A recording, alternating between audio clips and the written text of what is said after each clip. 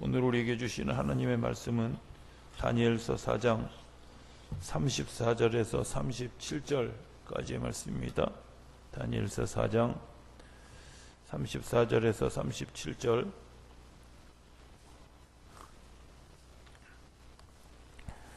이 계시의 말씀을 봉독하는 동안에 살아계신 하나님의 음성을 친히 들으실 수 있게 되길 바랍니다. 그 기한이 참에 나 느부갓네살이 하늘을 우러러 보았더니 내 총명이 다시 내게로 돌아온지라.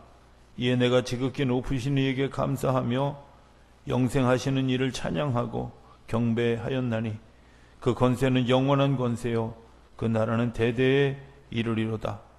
땅의 모든 사람들을 없는 것 같이 여기시며 하늘의 군대에게든지 땅의 사람에게든지 그는 자기 뜻대로 행하시나니 그의 손을 금하든지 혹시 이르기를 내가 무엇을 하느냐고 할 자가 아무도 없도다. 그때 내 총명이 내게로 돌아왔고 또 내 나라의 영광에 대하여도 내 위엄과 강명이 내게로 돌아왔고 또 나의 모사들과 관원들이 내게 찾아오니 내가 내 나라에서 다시 세움을 받고 또 지극한 위세가 내게 더하였느니라. 그러므로 지금 나 느부갓네살은 하늘의 왕을 찬양하며 칭송하며 경배하노니 그의 일이 다 진실하고 그의 행하심이 의로우심으로 교만하게 행하는 자를 그가 능히 낮추심이라. 아멘. 함께 예배하게 돼서 행복합니다.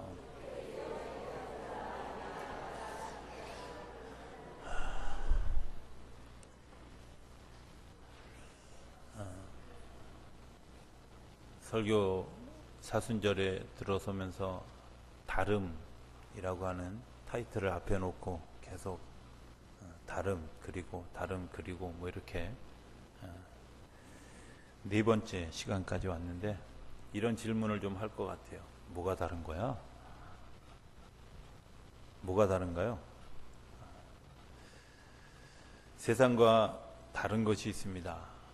저는 다니엘서를 읽으면서 몇 가지 생각을 하는데 느부갓네살 왕을 비롯한 바벨론의 제국이 다니엘이나 다니엘의 세 친구를 자기들이 정신적으로 개조하고 있다고 생각하는데 사실은 이 사람들에 의해서 바벨론이 변하고 있다는 거죠. 그 근원에는 그들이 생각하고 있는 것과 이들이 생각하고 있는 것이 다르고요. 그들이 생각하고 있는 지향점과 이들이 생각하고 있는 지향점이 다르고요. 윤리 자체가 다르죠. 내가 생각하는 윤리와 바벨론 제국이 생각하는 윤리가 다르죠. 저는 다니엘서를 보면서 무한한 삶을 살아가는 그런 사람들과 유한한 데서 그냥 여기가 좋사오니 하는 사람들과 다름을 보게 됩니다.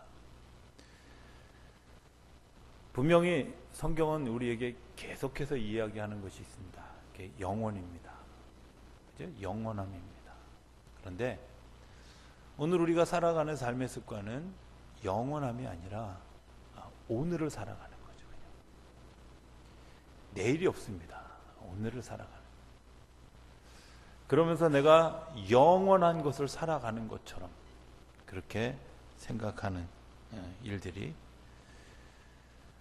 3월 1일 날 산에 갔었습니다. 산에 올라갔다 내려오면서 인생이 유한함이란 이런 거구나.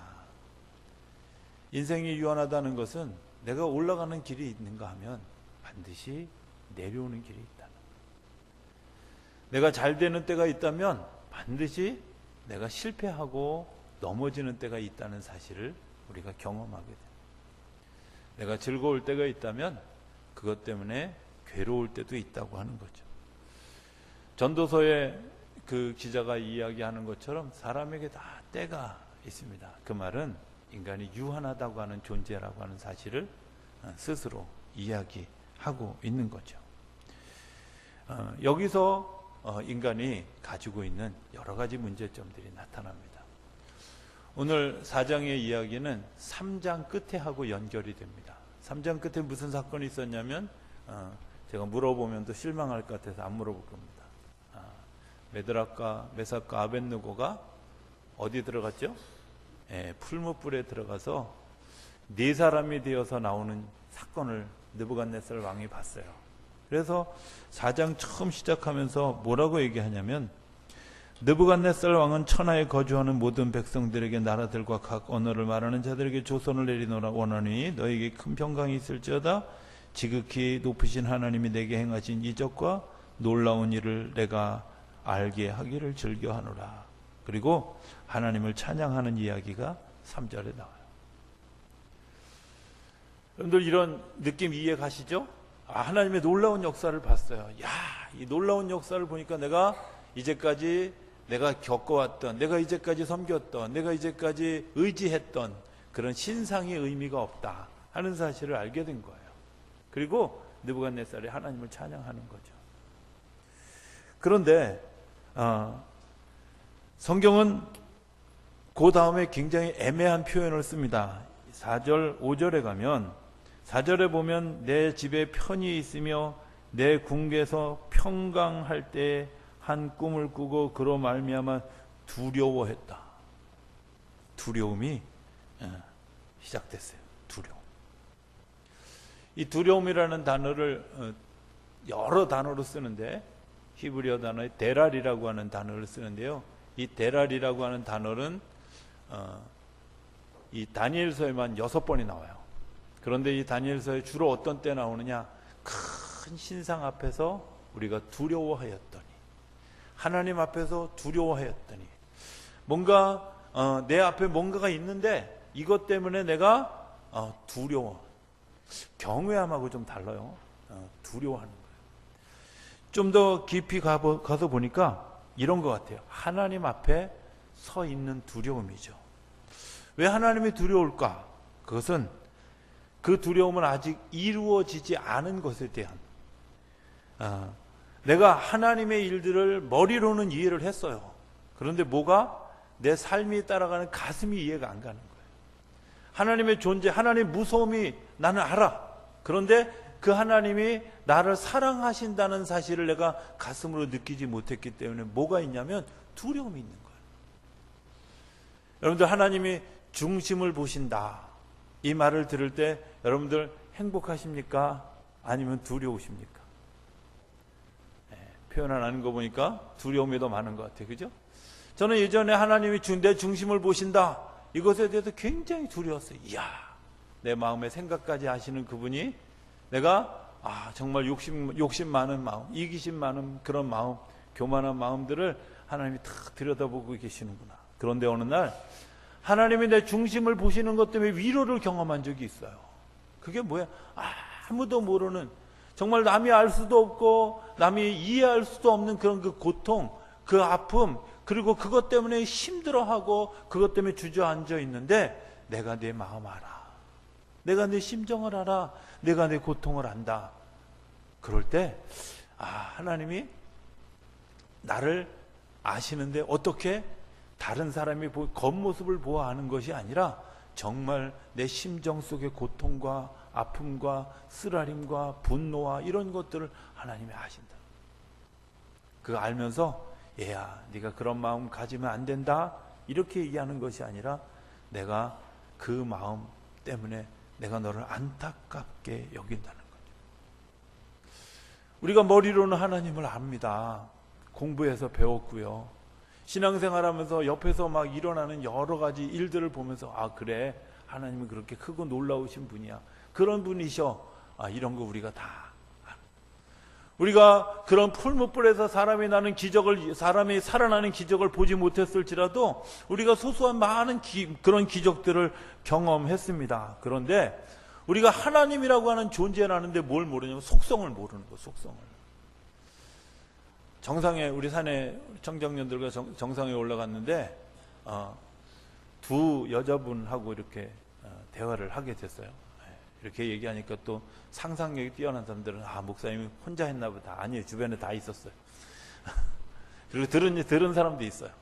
근데 한 분은, 두 분이 아마 이렇게 산을 빨리 오르는 경쟁을 하는 사람. 오늘은 1시간 뭐 2분 만에 올라왔다. 우리는 3시간 만에 올라갔는데 그 사람들은 1시간 2분 만에 올라왔다. 와, 경이로운. 그 친구가 이제 뭐 저희 식구들하고 이렇게 막 뭐 물을 나누고 음식을 나누다가 또 한 친구가 이제 늦게 올라왔는데 그 친구가 우리 목사님이라고 우리 전사님이 인사하라고 그러니까 나는 목사님하고 인사 안 한대. 목사하고 인사하고 나면 교회 다녀야 될까봐 인사를 못 하겠대요. 근데 이게 두려움입니다. 무슨 얘기인지 아시겠죠? 예? 저 상대가 누군지 알아. 아는데 뭐예요? 내가 그것 때문에 끌려갈까봐, 내가 그것 때문에 죄를 어려움을 겪을까봐 우리가 두려워하는 거죠. 존재는 알고 있는데 그 상대의 속성을 모르기 때문에 우리가 두려워하는 거죠. 좀 생각해 보면 이런 것들 때문에 두렵지 않습니까? 내가 과거와 미래에 대해서 두려움을 가지는 이유.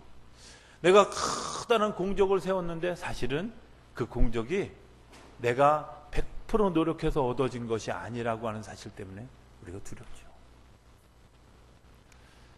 또 우리가 많은 것을 안다고 하지만 사실은 100% 모르기 때문에 두렵죠. 내가 모든 것을 본다고 얘기하지만 사실은 나도 알지 못하는 무언가가 내 뒤에 있다고 하는 것 때문에 두렵죠. 나타날 것에 대한 두려움, 전체를 보지 못하는 데에 대한 두려움, 또 내가 그 보는 것에 대해서 고집 부리는 내 마음도 두려움, 마음이 우리 안에 있지 않겠습니까? 우리의 좁은 시야를 인정하면 마음이 평안해집니다. 그런데 그 좁은 시야를 인정하지 않는 것은 내가 그 두려움을 감추는 거죠. 오늘 이 느부갓네살 왕이 하나님을 다시 경험하는 굉장히 중요한 통로는 뭐였냐면 이 두려움을 가지고 누군가에게 나아갔다는 겁니다. 하나님께로 나아갔다는 겁니다. 많은 사람들이 이 두려움을 가지고 살아가면서 이 두려움을 내가 잘 감추고 포장하고 나 괜찮아 이렇게 이야기하는, 그래서 자기를 은근히 그냥 강한 것처럼 포장하는데 사실은 하나님 내가 강하지 않습니다. 하나님 내가 연약합니다. 내가 부족합니다. 하나님 내가 하나님 앞에 무릎을 꿇을 수밖에 없습니다. 이렇게 인정하는 사람이 하나님의 평강을 얻는다. 저희 아버님이 그렇게 식사 더 하시라고 이렇게 얘기하면 괜찮습니다. 이렇게 얘기하면 꼭 뒤에다 토를 다셨어요. 그때는 꽤 듣기 싫었거든요. 괜찮다는 말은 풍부하지도 않고 모자라지도 않고 애매모호하다는 거죠. 그죠? 우리 가끔 이렇게 얘기해요. 잘 모릅니다. 이렇게 얘기하잖아요. 그러면 또 거기다 이렇게 단수 하나를 달죠. 뭐라고? 아는 데까지만 대답해 보시라고. 그죠? 잘 모르니까. 무슨 얘기인지 아무도 못 알아듣는 것 같은 느낌이. 여러분들, 우리가 삶이 그렇습니다. 잘 모르는 거예요. 내가 불충분한데 괜찮은 거예요. 그걸 인정해야 돼요. 느부갓네살이 왕이 되었는데도 불구하고 내가 그 꿈을 꾸고 나서 번민하고 두려워하고, 그 앞에 4절에는 뭐라고 얘기하냐면 나는 지금 침상에 누워서 평안히 쉬고 있는데 그 평안히 쉬고 있는 그 침상에서 꾼 꿈이 나를 두려워하고 내가 힘들게 하고 그것 때문에 내가 머릿속으로 받은 환상 때문에 번민하는 일이 일어나게 됐다는 거예요. 자, 이 번민이라는 말이 뭘까? 우리 한 번 더 생각해 보면 이런 거죠. 내가 지금 뭔가 잡힐 듯 잡히지 않는 것 때문에 고민하는 거죠. 그죠? 꿈을 꿨습니다. 꿈을 꿨는데 이게 막 좋은 꿈일 때는 그냥 좋아할 것 같은데 뭔가 근심스러운 꿈을 꾸면, 특별히 여자분들이 그렇게 하죠. 그죠? 내가 어젯밤에 꿈자리가 좀 사나와. 이게 뭐예요? 두려운 마음이에요? 번민하는 마음이에요? 네, 다 같은 마음이에요. 그죠? 다 같은 마음이에요. 내가 꿈을 꾸고 났는데 너무 행복해. 너무 좋아. 이런 꿈을 꿀 수 있다면 얼마나 행복하겠어요. 그런데 꿈은 내 마음대로 되는 게 아니라는 거죠. 그래서 그가 두렵고 힘들 때, 번민할 때 찾은 것이 누구예요? 하나님의 사자 다니엘을 찾았어요. 자, 그런데 다니엘은, 벨드사살이라고 이름하는 다니엘은 뭐라고 얘기하냐면 18, 19절에 보면 벨드사살이라 이름한 다니엘이 한동안 놀라며 마음으로 번민하는지라. 야, 여기서 번민은 좀 다른 번민이에요. 그죠? 한국말로는 번민이라고 번역되어져 있는데 좀 다른 번민이에요. 이게 이 번민이 어떤 번민일까? 여러분들, 우리가 하나님의 생각과 사람의 생각이 달라요. 그런데 지금 내가 이 사람에게 하나님의 생각을 이야기를 해줘야 돼요. 그런데 그 사람이 그 이야기를 들으면 좋아할 것 같지 않은 말이야. 이 이야기를 들으면 막 정말 이해가 안 가서 화가 나거나 또 받아들여질 수 없는 말. 이 번민이라는 말은 예언서에 많이 나오는 번민이라는 말과 같은 동일한 말입니다. 뭘 번민하겠어요? 지금 이 예언자들은 뭘 보냐면 하나님의 나라의 영원한 세계를 보는데 유한한 세계를 살아가는 사람들에게 영원한 얘기를 해야 되는 거예요. 하늘나라의 계시를 받아서 땅에 살아가는 사람들에게, 땅에 매여 살아가는 사람들에게 하늘의 얘기를 해줘야 되는 거예요.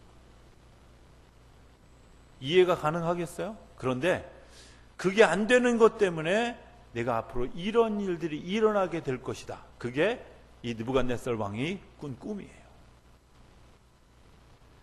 꿈을 아주 알기 쉽게 정리하면 이런 겁니다. 당신이 번성해서 하늘 끝까지 닿았는데 하늘 끝까지 닿은 것 때문에 하나님이 무너뜨릴 겁니다. 무너뜨리는데 얼만큼 무너뜨리냐? 아주 처참하게 무너뜨려서 당신이 개처럼 돌아다니는.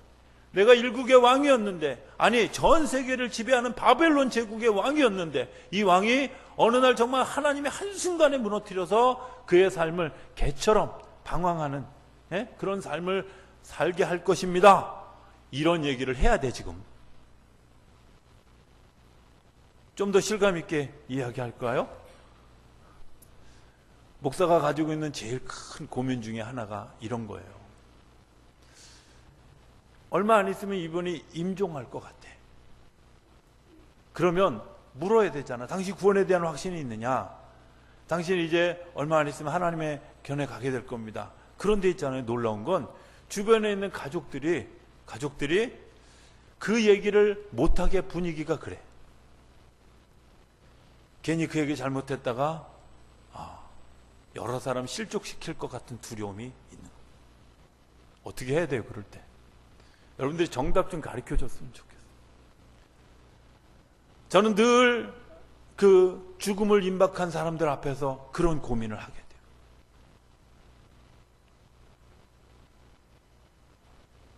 분명하게도 이 사람의 일들이 눈앞에 확연히 보이는데 그것에 대해서 이야기할 수 없는 번민, 고통, 이런 것들이. 오늘 다니엘의 이야기를 보면서 제가 힌트를 얻었어요. 여기 19절에 뭐라고 얘기하냐면, 왕이 그에게 말하여 이르기를 벨드사사라, 너는 이 꿈과 그 해석으로 말미암아 번민할 것이 아니라 벨드사들이 이르되 내 주여 그 꿈은 왕을 미워하는 자에게 응하며 그 해석은 왕의 대적에게 응하기를 원합니다. 누구에게 하는 거예요 지금? 왕한테 하는 말인데 그냥 이렇게 들으십시오. 왕의 대적들에게, 왕을 미워하는 사람들에게 이루어질 일이라고 생각하고 좀 들었으면 좋겠습니다. 그리고 해석을 하는 거예요. 근데 누구를 향해서 한다고요? 자, 여러분 봅시다. 느부갓네살이 이것을 받아들일 수밖에 없는 두 가지 이유가 있었어요. 하나는 풀무불에서 건지신 하나님의 능력이라고 하는 학습된 기난 고백이 하나 있어요. 두 번째는 내가 그 학습된 고백으로 인해서 가지고 있는 고민, 갈등, 목마름, 이런 것들이 그 꿈속에 있었던 거예요. 시험 드는 건 어떤 때 시험 드냐면요, 내가 신앙생활에 대한 학습이 되어 있지 않거나 아니면 내가 목마름이 없는 사람들은 시험에 들 수밖에 없어요. 만약에 이 느부갓네살이 꿈을 꾸지 않고 다니엘이 가서 당신의 바벨론 제국이 망할 거 당신은 그 개들처럼 말이야 막 핥고 다니고 그렇게 막 정말 방황하고 유리방황하는 일들이 당신에게 곧 일어날 겁니다. 그러면 느부갓네살 왕이 뭐라 그러겠어요? 저자를 잡아들여라. 내 죄를 내가 알렸다. 한 방에 보내라. 이럴 거 아니야.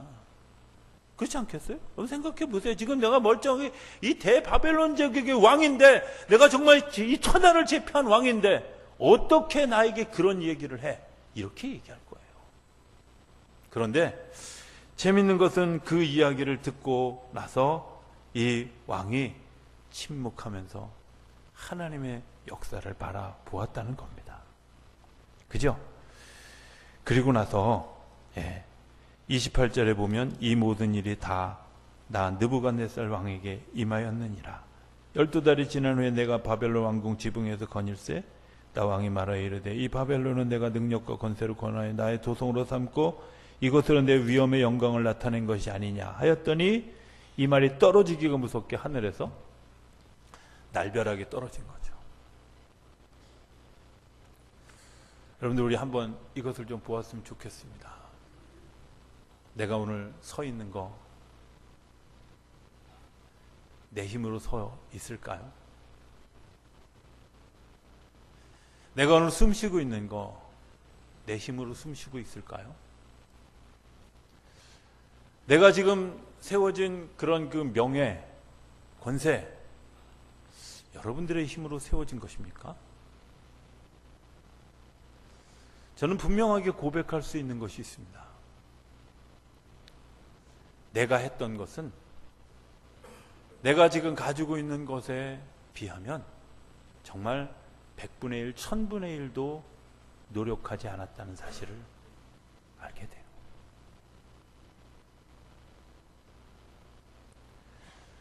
내가 숨을 쉬기 위해서 뭔가 좀 호흡을 아주 규칙적으로 하고 있는 거, 사실은요 호흡할 수 있는 힘을 하나님 우리에게 주셔서 자연스럽게 호흡이 되는 거지, 호흡조차도 내가 노력해서 된 게 아니었다.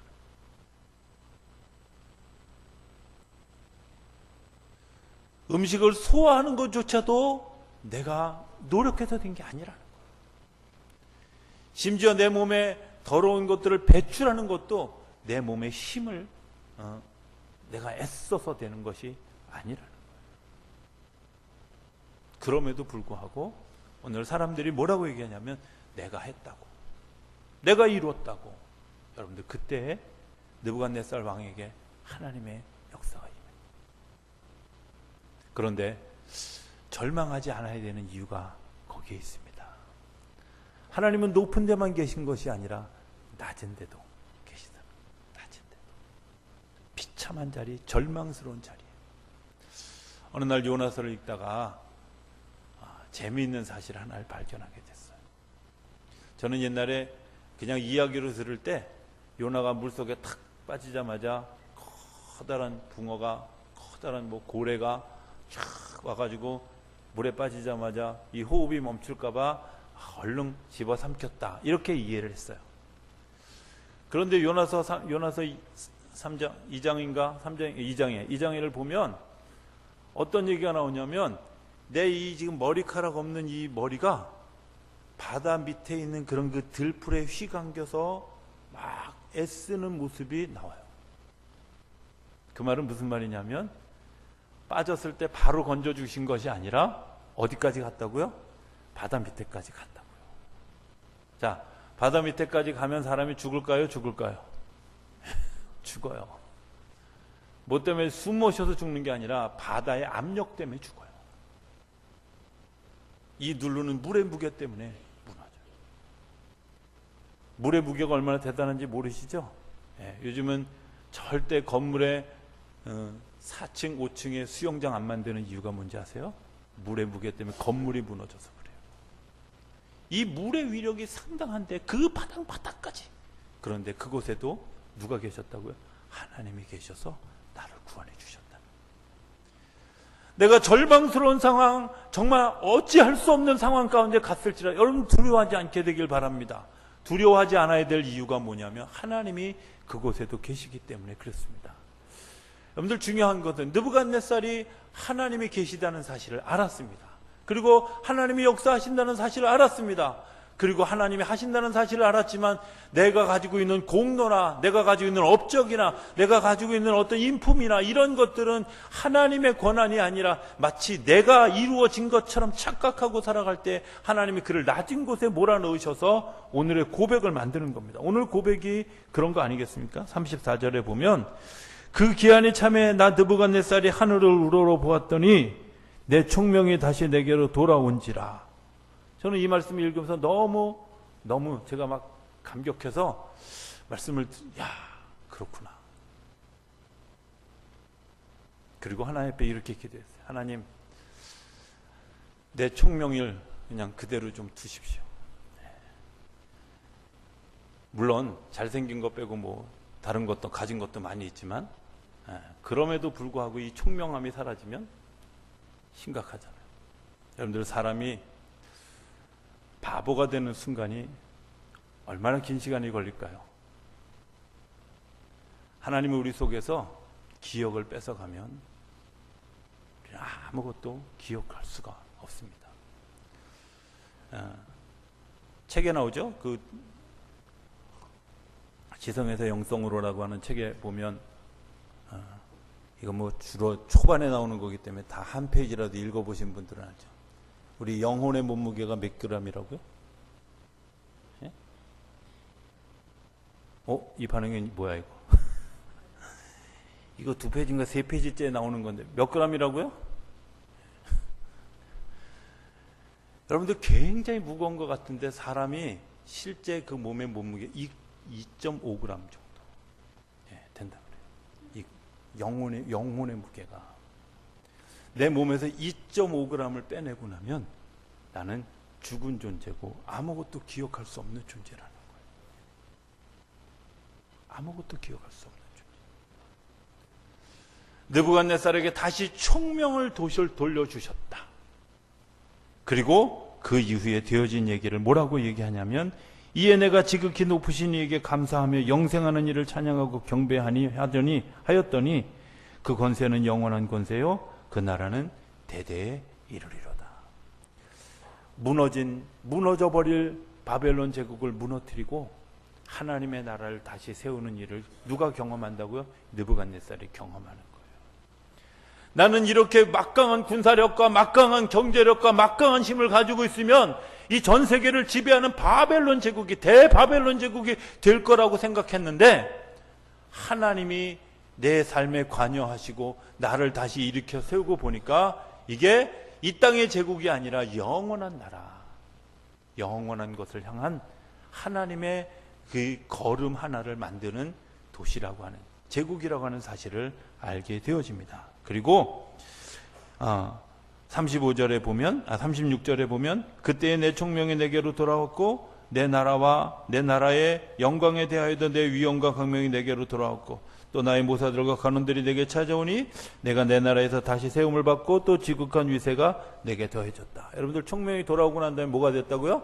그 다음에 영광이 돌아왔고 내 위엄과 권세가 다시 돌아왔고 나와 일을 같이 할 사람들이 돌아왔고 그리고 나라에서 다시 왕으로 세움을 받았어요. 37절에 그러므로 지금 난 느부갓네살은 하늘의 왕을 찬양하며 칭송하며 경배하노니 그의 일이 다 진실하고 그의 행하심이 다 의로우심으로 교만하게 행하는 자는 그가 능히 낮추심이라. 뭐 했다고요? 진정한 찬송이 나오는 거예요. 진정한 찬송이. 학습되어진 찬송과 내가 정말 내 마음을 담아 드리는 고백으로 드리는 찬양과 다르죠. 저는 4살 때 예수 사랑하시면 그때는 거룩하신 말일세 이렇게 시작하는 찬송가를 배웠어요. 아버지에게서. 근데 정말 그 찬송을 처음으로 제가 가슴으로 나를 고백하며 불렀던 시기는 그로부터 한 30년이 지나서 어느 날 골방에 앉아 기도하다가 정말 하나님이 나를 너무 사랑하신다고 하는 사실을, 하나님이 나를 얼마나 사랑하신다고 하는 사실을 깨닫고 난 다음에 그 찬송을 처음부터 다시, 예수 사랑하심은 성경에서 배웠네, 우리들은 약하나 예수 권세 많도다. 죽을 수밖에 없는 죄인을 다시 살리시기 위해서 나를 사랑하시고, 내가 이 땅에 살아가면서 너무 약하고 힘들어할 때 높은 보좌 위에서 나를 붙들어 주시고, 내가 이 세상을 살아가는 동안에 내가 하나님 나라의 삶을 누리게 하시고, 마지막에 내가 죽는 그날에 천국 가게 하신다고 하는 그 고백이 1절부터 4절까지의 고백이 막 제 가슴에 더 찬송이 달라지지 않았겠습니까? 어떤 찬송? 내가 이전에는 배워서 불렀어요. 음대로, 또 음률대로, 가사대로, 박자대로 그렇게 불러. 글자 하나 틀리면 뭔가 실수한 것 같고, 여러분들 그 찬양은 느부갓네살이 3장에서 4장으로 나오는 경험에서 이루어지는 찬양이었다면, 남이 경험한 것들을 바라보고 남이 경험한 것들 때문에 내가 배워서 부른 찬송이었다면, 지금 4장 끝에 들어와서 부르는 찬양은 어떤 찬양이? 하나님이 정말 나의 영원한 주인이십니다. 하나님이 나를 영원히 사랑하시는 분입니다. 내가 하나님의 것입니다. 라고 부르는 찬송이 다르다는 거죠. 저는 이 사순절을 지나면서 우리가 다름을 바라본 것 때문에 한 걸음 더, 우리가 이전에 불렀던 찬송은 그냥 1절부터 4절까지를 다 외우는 그런 찬송이었다면, 이제 내 심정으로 그 찬송을 부르면서 내 심정 속에서 하나님을 찬양할 수 있는 그런 일들이 우리 가운데 일어나게 되기를 기대합니다. 여러분들, 그 일들이 내가 단순해져야, 내가 가지고 있는 지성이 영성으로 바뀌어져야 이런 일들을 할 수 있다는 거예요. 이런 일들을 경험할 수 있다는 거예요. 찬송 어떻게 할 수 있을까? 어떻게 찬송할까? 30년 만에 그 찬송을 부르고 난 다음에 제가 깨달은 것이 있었어요. 지금까지 내 찬양은 금붕어였다.